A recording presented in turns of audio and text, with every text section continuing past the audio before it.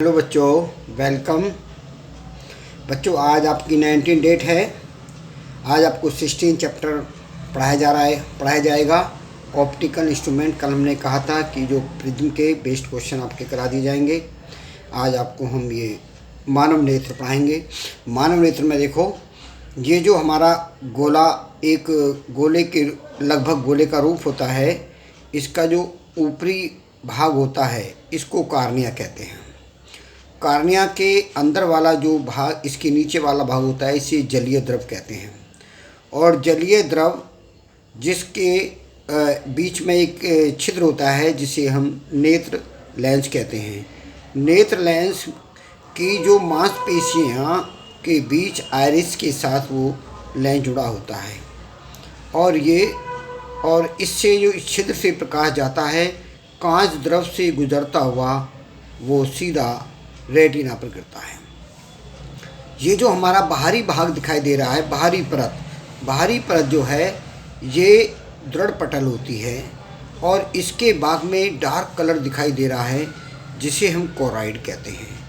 Choroid क्या होती है कि आँख के जो ये कांच द्रव होता है, इसके अंदर जो प्रकाश होता है, इस प्रकाश को अपने अंदर ये अवशोषित कर लेती है, और इसके जो आगे वाली परत होती है, ये वाली, इसको रेटिना कहते हैं। जहाँ ये सारी सिराएं आकर के मिलती हैं, वहाँ पर एक बिंदु होता है जिसे कहते हैं पीत बिंदु, अंध बिंदु, और रेटिना के पास यहाँ पर एक पीत बिंदु होता है।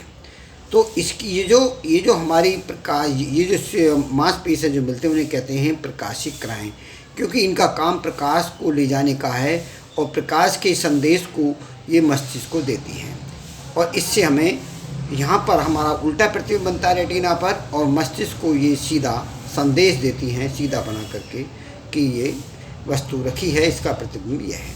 ठीक, तो ये हमारी इसका ये भाग हुआ। मानव नेत्र किस तरह से है, आपने 10th में पढ़ा है।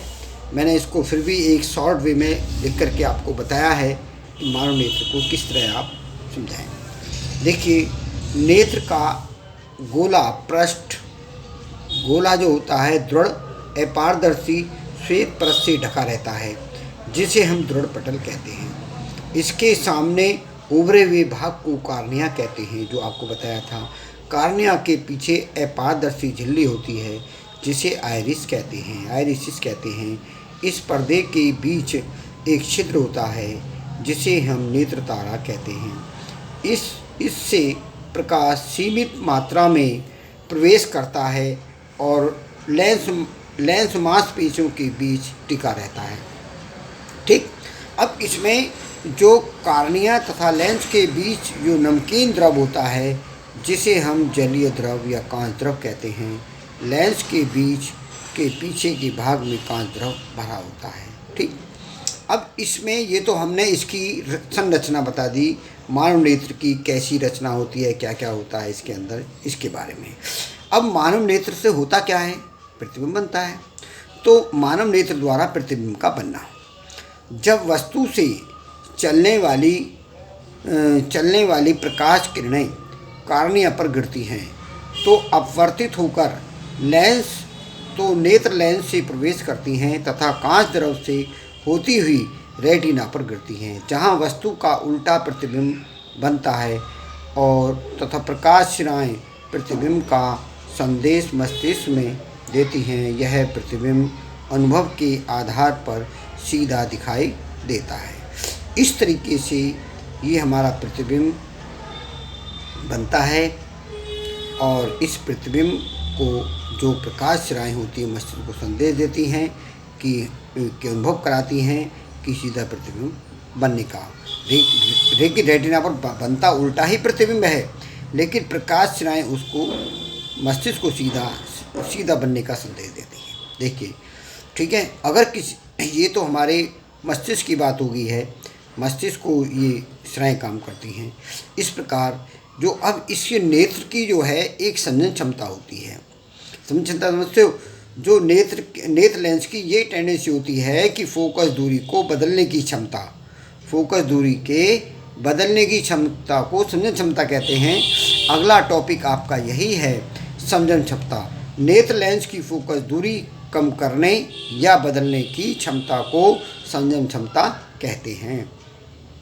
अगर कोई आपसे पूछता है संजन क्षमता किसे कहते हैं, नेत्र लेंस की फोकस दूरी कम करने या बदलने की क्षमता को संजन क्षमता कहते हैं। इसमें दो बातें होती हैं, एक तो निकट होता है, एक दूर होता है। तो निकट बिंदु क्या होता है, वह निकटतम बिंदु जिसे समझन क्षमता द्वारा देखा जाता है। समझन क्षमता नहीं होगी तो अनिकट बिंदु नहीं देख सकता, तो समझन क्षमता द्वारा देखा जाता है, उसे हम निकट बिंदु कहते हैं। और इसमें दूसरा शब्द आता है न्यूनतम दूरी। न्यूनतम दूरी क्या है, नेत्र से और निकट बिंदु तक की जो दूरी होती है, इसे स्पष्ट न्यूनतम दूरी डी कहते हैं। इसका मान 25 सेंटीमीटर होता है। तो मैंने आपको आज ये समझाया है, इसे आपको याद करना है। इस पर आपके 3 क्वेश्चन हो सकते हैं। मानव नेत्र की संरचना का वर्णन करो, मानव नेत्र के द्वारा प्रतिबिंब कैसे बनता है, और छोटी छोटी परिभाषा की समझ क्षमता से आप क्या समझते हो, निकट बिंदु किसे कहते हैं, न्यूनतम दूरी की परिभाषा। तो इतना मैंने आपको ये समझाया, इसे आप तैयार करना और यथासमय फिर आपसे कल हमारी भेंट होगी। ओके।